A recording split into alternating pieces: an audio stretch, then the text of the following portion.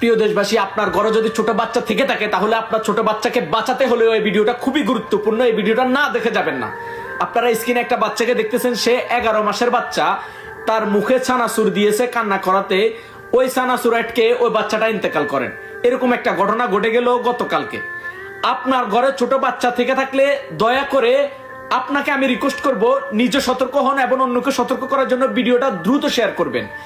আর দয়া করে কোনো ব্যক্তি তার ছোট বাচ্চাদের মুখে সানাসুর কিংবা চিপস কোনো কিছুই দিবেন না।